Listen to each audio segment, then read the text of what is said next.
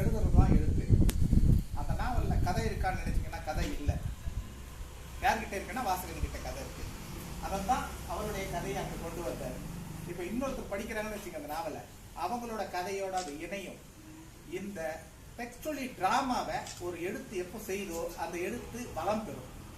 அதே மாதிரி எழுத்தாளனுடைய உயிர்ப்போட இருக்கக்கூடாது. எப்போ எழுத்தாளன் இறக்குறானோ அப்போதான் அந்த எழுத்து வளரும். கனிமொழியை வச்சுட்டு அந்த படைப்பை பார்க்கக்கூடாது. அந்த படைப்பை பார்த்துட்டு வேணா கனிமொழி பார்த்துங்க. அவனை நான் என்ன சொல்லுவேன்னா, கதை ஆக்கி அதுக்குள்ள இருக்கிற நரேஷனை அவன் செய்யல, இந்த சமூகம் செய்யுது. அந்த சமூகத்தினுடைய ரெஃபரன்ஸா தான் எழுத்தாளன் இருக்கான். நம்ம எல்லாரும் என்ன நினைக்கிறோம்னா, நான் தான் நாவல் எழுதிட்டேன்னு நினைக்கிறோம். நம்ம நாவல் எழுதல. எப்போ எழுத்தாளன் இறக்குறானோ அப்போ ஒரு புதிய நாவலோ ஒரு எழுத்தோ பிறக்கும். கவிதையில கூட நல்ல கவிதை எங்க வரும்னா, அவன் சமூகத்தோட உடவா இருக்கணும். தன்னுடைய கர்வம் காலத்துக்கு விடுற இடம் இருக்கக்கூடாது. அந்த இடத்த அந்த நாவல் வந்தது. அதுல எதுவுமே ட்ரை பண்ணவே இல்லை. அது ஒரு பிளாட்டா வந்தது. அதுக்குள்ள எதுவுமே கை வைக்கல. அதனால அது நல்லா இருந்தது. ஒருத்தர் கிட்ட கொண்டு போய் கொடுத்தீங்கன்னா படிச்சுட்டு ஒரு கத்து சொல்லி இதை எப்படி பண்ணணும் அப்படி பண்ணணும் கொண்டு வாங்க, அந்த அதை செய்யவே கூடாது ஒரு படைப்பை.